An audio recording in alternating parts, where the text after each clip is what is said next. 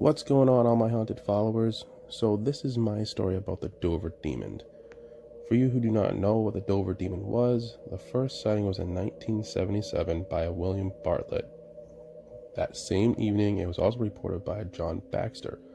Both reported this creature to be short, pale, and have big black eyes. So this story takes place in 2004. The Dover Demon was my first welcome into the cryptozoological side of this stuff that I do. I wasn't too familiar with anything except for Bigfoot and the Loch Ness Monster because everybody's heard of those stories. And it was fascinating to me because it was so close to home. So this was the first, I think, story when we traveled to Dover that a lot of people had their own experiences with it. Although there's not many reported stories behind this, there were so many stories that people had for us. A lot of people had their own view of what it actually was, where others actually saw something, and they knew the people, the original people who saw this thing. So that was huge to us because typically a lot of people, they don't share their own experiences, but people were so willing in Dover to share their own experience. Another thing that really stuck out for me was everyone who had an experience or witnessed this creature detailed it in the same way as everyone else did. When you have something like Bigfoot or the Loch Ness Monster or the Thunderbird or the Jersey Devil, a lot of the descriptions that people have are a little bit different from everyone else. Everyone explained that they saw exactly what was described by the original people who saw this. So that's the one thing that stuck out for me. So I really believe that people in Dover were experiencing something or may still be experiencing something. So going back, so this took place in 2004 in early fall. So we had spent the day up there kind of interviewing the local people.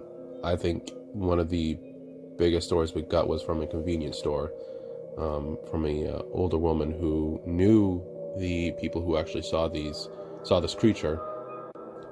So we kind of had a lot of things to go on description wise and where the locations that most people were seeing. Obviously, the first sighting was on Farm Street in Dover, but there was other witness accounts saying that they saw this and where we should go. So we just kind of we went to the local police station. We spoke with the dispatcher or the person at the front end desk and let them know, hey, we're going to be in the town for a little bit, and we're not causing any trouble. We just want to experience something. And it's funny because a person that was there, they had their own experience at one point. So there was this huge collaboration of people seeing something. So we spent the day up there, and as soon as it got dark out, we ended up going a little bit closer to Farm Street. Now, anybody who doesn't know where Farm Street is in Dover, it's just a long stretch, and it's a heavy residential area, and there's a lot of homes, and we just didn't want to disturb anybody in the neighborhood at all, and these two people walking down the street. So me and my friend ended up going off a little bit into the woods off of Farm Street, and we camped out. We didn't not really camp out. We kind of set up some chairs out there and just basically waited around with a night vision camera. I wish we had a thermal camera, but we didn't. And we sat out there for a couple hours. It wasn't until maybe 11:30, 12 o'clock, things had to quiet, started to get quiet.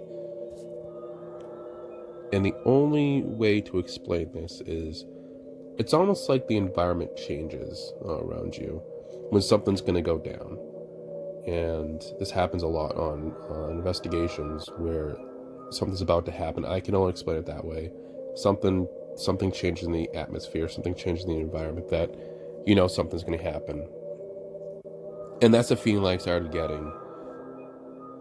And my friend and I are sitting on these camping chairs, kind of some spot in the woods off Farm Street, and we hear the rustling of the bushes around us, almost like something scattered away. At first, it sounded like something had walked up towards our location and then turned around and beelined it for the woods again. Obviously, our first thought is it was a wild animal. It saw us and it got scared and ran away. So we kind of went off that for a couple minutes. And the one thing I noticed that I pointed out to my friends was how quiet it was, and how abnormally quiet it was in the woods. There was no sounds of peepers. I know this is early fall, it's cold, but you still have these sounds of nature, and it was just quiet. There's no distant cars, there was nothing. And I thought that was really weird, because earlier in the night, there was sound, there was nature, you could hear cars in the distance. It was quiet.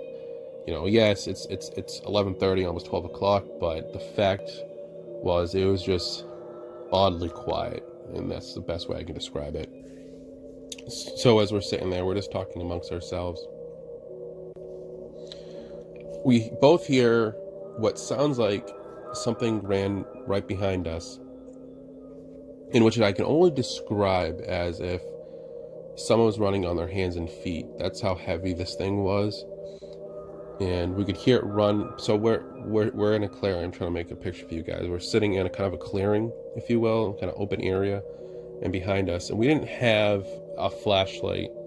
We didn't have a fire going. All we really had was the night vision scope. I mean, it was bright enough that night that we could see maybe 10, 20 feet in front of us. But visibility was down because of the darkness, obviously. So again, we hear this thing run behind us, and I can only describe it as if somebody was running on their hands and feet. And we hear it run through the bushes behind us and run back into the bushes.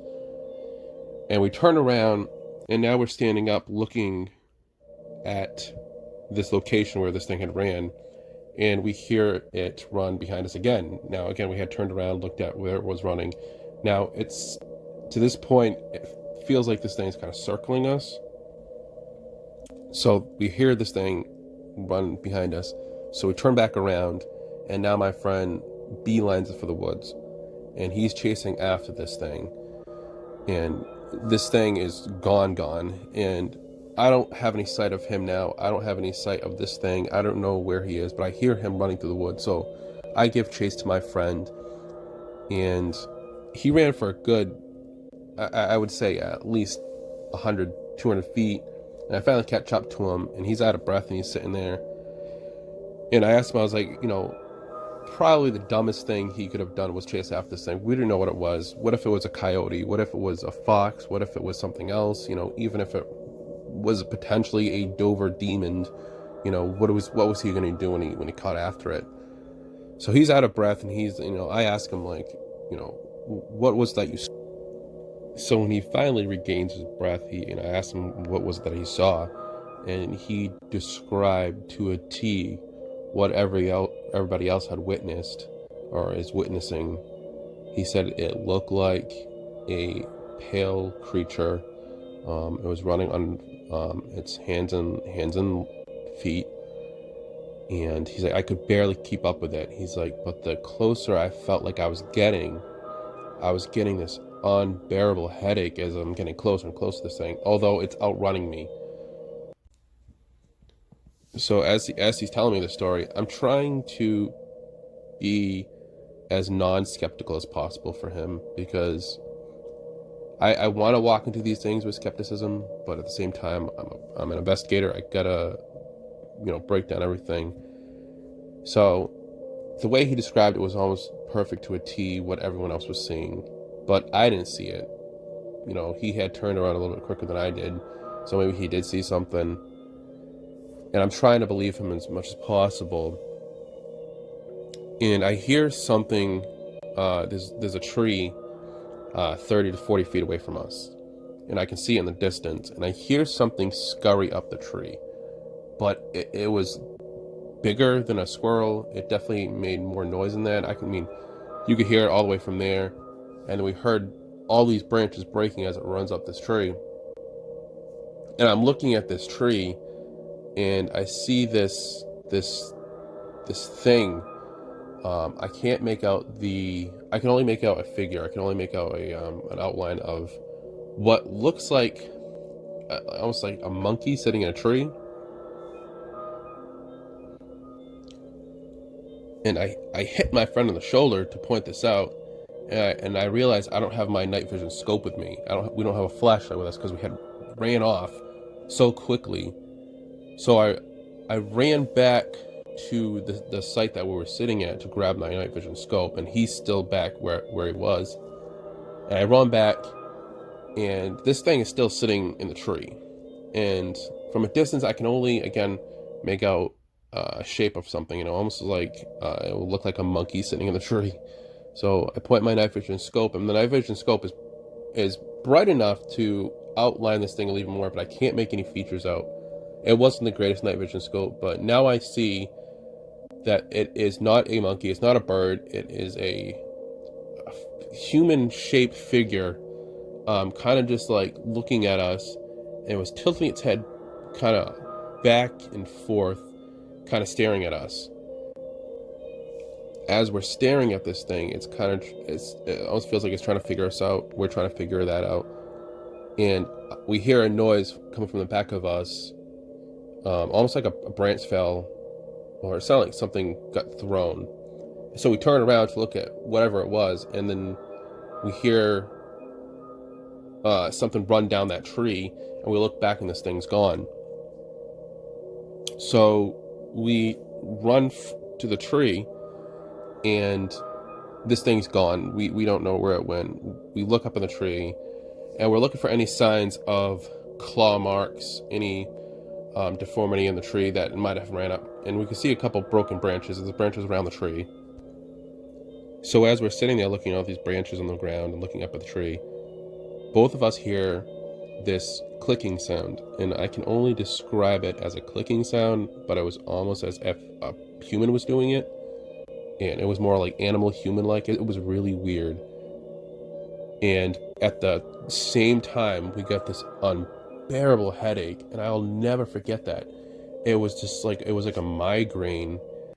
So we both decided that was it for us that night. We had called it, we called the night, and we get our stuff, we go back to the vehicle, and we're kind of just discussing amongst ourselves, what did we see? And we're trying to make sense of this. You don't want to sit there and you want to be a skeptic.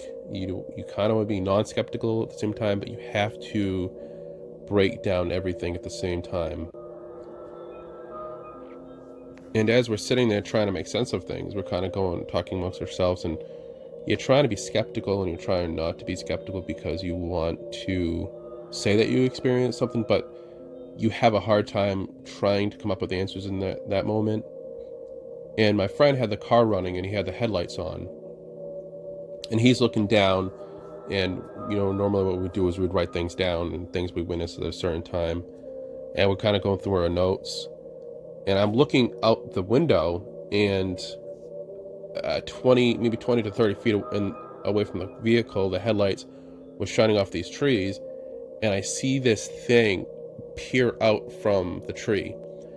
And it was a perfect example of what everyone was saying, was this big-headed looking thing with these big black eyes. And the weird thing was that the headlights weren't reflecting off these eyes. There was no reflection to these eyes. And I jumped back kind of like in shock, and my friend looks, he looks at me, he looks at the tree I'm looking at, and this thing darts back behind the tree. So he jumps out of the vehicle and he runs to this tree, and he doesn't see anything. He runs around the tree, doesn't see anything, and he hears something scurry off into the woods, and he gets back in the vehicle, and I reprimand him, like, dude, like, why would you run off again? We don't know what we're dealing with. And that kind of answered everything. We're sitting there that night trying to figure out, like, I can, definitely say that we witnessed something, and I saw something that night that so many people were describing.